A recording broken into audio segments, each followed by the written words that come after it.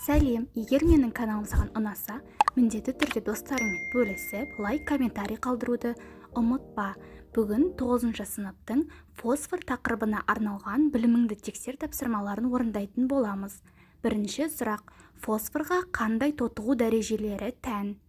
Бірінші сұрақтың жауабы: фосфорға +5, +3, +1, 0, -1, -3 тотығу дәрежелері тән. Екінші сұрақ: фосфордың табиғи қосылыстарын атаңдар. Ол қосылыстардан фосфор қалай алынады?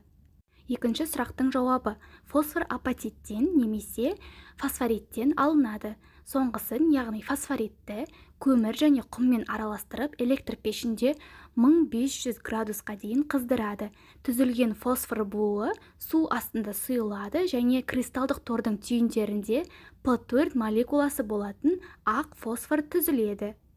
Үшінші сұрақ: фосфор табиғатта тек қана қосылыс түрінде, ал онымен бір топта орналасқан азот негізінен бос күйінде кездесетіні неліктен? Үшінші сұрақтың жауабы: табиғатта азот қосылыстарда және бос күйде болады, ал фосфор тек қосылыстарда ғана болады. Өйткені фосфор азотқа қарағанда химиялық белсендірек. Бұл азот молекуласында азот атомдары 3 коваленттік байланыс арқылы, фосфор атомдары бір ғана коваленттік байланыс арқылы жұптасып байланысқанына байланысты. Төртінші сұрақ: фосфордың қандай маңызды аллотропиялық түр өзгерістері бар? Олардың бір-бірінен қандай айырмашылықтары бар? Төртінші сұрақтың жауабы: фосфордың 3 аллотропиялық түр өзгерісі бар. Ол ақ фосфор, қызыл фосфор және қара фосфор. Ауада ақ фосфор оңай тотығады және қараңғыда жарық шығарады. Суда ақ фосфор ерімейді, сондықтан оны тотықпас үшін су астында сақтайды. Қызыл фосфорда оттекпен дәл осылай реакцияласады, бірақ реакция қыздырғанда ғана, яғни 260 градуста болғанда ғана реакция жүреді. Қызыл фосфор мен қара фосфор іс жүзінде мүлдем ерімейді, олар қатты жарқырамайды. Бесінші сұрақ: жай заттардан келесі қосылыстарды алу реакцияларының теңдеулерін жазып, электрондық баланс әдісімен теңестіріңдер. Бесінші сұрақтың жауабы: алғашқы реакциямыз P-хлор 3 қосылған хлор 2 түзеді P-хлоры 5. Бізде реакцияға дейін фосфордың тотығу дәрежесі +3-ке дейін 3 болды, ал реакциядан кейін бізде ол +5-ке өзгерді, яғни ол өзіне -2 электрон беріп жіберді. Келесі хлор 2 реакцияға дейін жай зат, яғни заряды 0 болды, оның 2 деген индексі осы электрондық баланс әдісінде алдына коэффициент болып жазылады, себебі ол жай зат күйінде ковалентті байланыс болғандықтан 2 индексі бірге жүреді. Реакциядан кейін хлорымыздың тотығу дәрежесі -1-ге өзгерді. Енді екеуінің электрондан жазып, ең кіші ортақ еселігін табамыз. Екеуінде де 1 деген сан шықты, яғни бұл реакцияны теңестіріп қажет емес, яғни реакция теңесіп тұр. Фосфор бізде тотығу процесін жүргізіп тұр, ал хлор тотықсыздану процесін жүргізіп тұр. Келесі реакция P қосылған S түзеді P2S5. Реакцияға дейін бізде фосфордың заряды жай зат болғандықтан 0-ге тең, реакциядан кейін заряды +5-ке өзгерді, яғни ол өзінен 5 электронын беріп жіберді. Келесі күкіртте реакцияға дейін жай зат болғандықтан заряды 0-ге тең, ал реакциядан кейін ол -2-ге өзгерді, яғни ол өзіне 2 электрон қосып алды. Екеуінің электрон сандарын жазамыз және оның ең кіші ортақ еселігін тауып, керісінше жазып қоямыз. Сонда біз фосфордың алдына 2 коэффициентін қоямыз, ал күкірттің алдына 5 коэффициентін қоямыз. Фосфор бізде тотығу процесін жүргізіп тұрса, күкірт тотықсыздану процесін жүргізіп тұр. Келесі реакция натрий мен фосфордың әрекеттесуі нәтижесінде натрий 3P түзіледі. Бізде натрий реакцияға дейін жай зат тотығу дәрежесі 0-ге тең, реакцияға дейін ол +1-ге өзгерді, яғни ол өзінен 1 электронын беріп жіберді. Фосфорда реакцияға дейін жай зат дәрежесі, тотығу дәрежесі 0-ге тең, ал реакцияға дейін -3-ге дейін өзгерді, яғни ол өзіне 3 электрон қосып алды. Енді олардың электрон сандарын жазып, ең кіші ортақ еселігіне бөлеміз.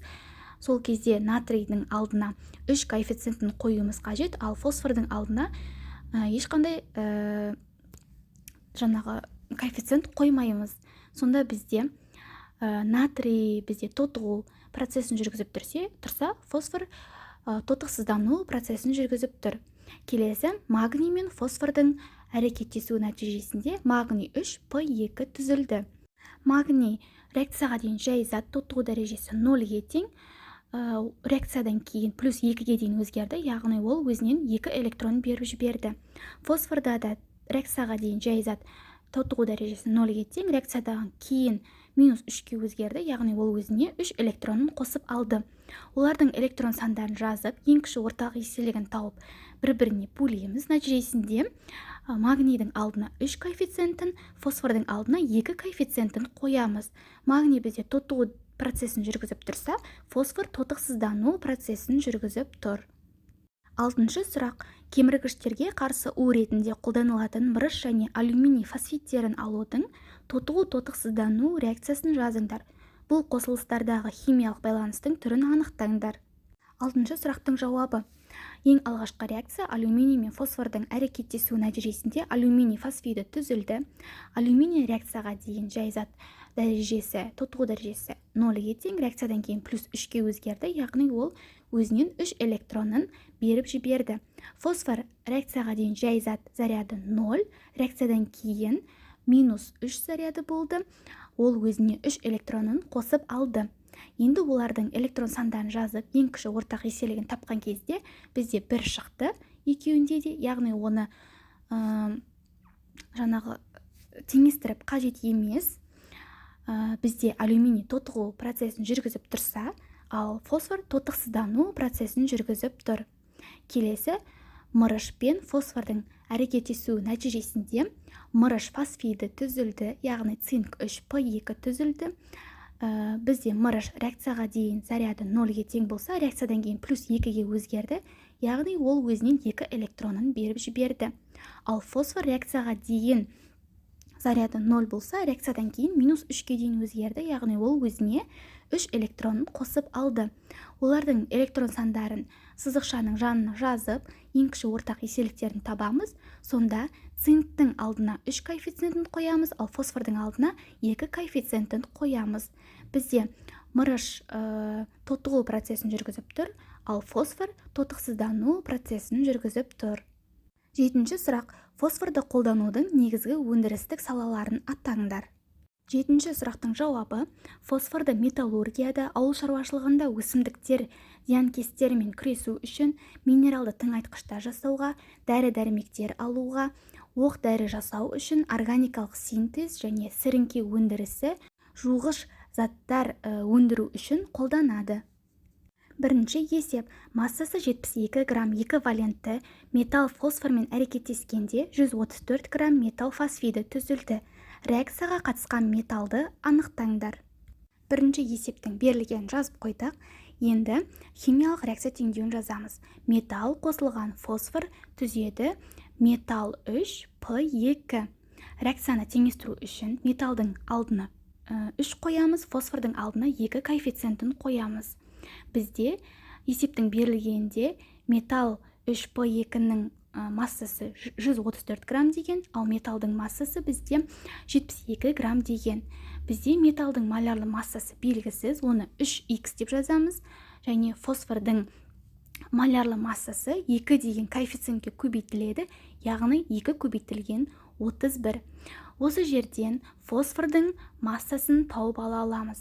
Яғни ол үшін есепте берілген 134 граммды азайтамыз металдың массасына, яғни 72-ге. Сонда 134 минус 72 тең болады бізде 62 граммға.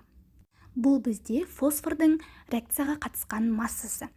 Енді осы жерден пропорция құрамыз. 72 бөлінген 3 тең 62 бөлінген астындағы молярлы массасы 62. Сонда 62 мен 62 қысқарып кетеді де 72 бөлінген 3 қалады. Нәтижесінде бізде 24 грамм қалады. Бізде 24 грамм моль деген молярлы массамен металлымыз, ол бізде магний болып табылады. Есептің жауабы шықты. Есепте берілген белгісіз металл магний екен. Екінші есеп. Массасы 3,55 грамм фосфордың бисвалентті оксидін алу үшін фосфордың қандай массасын оттекте жағу қажет? Екінші есептің де берілген жазып қойдым. Енді химиялық реакция теңдеуін жазамыз. П қосылған О2 түзеді P2O5.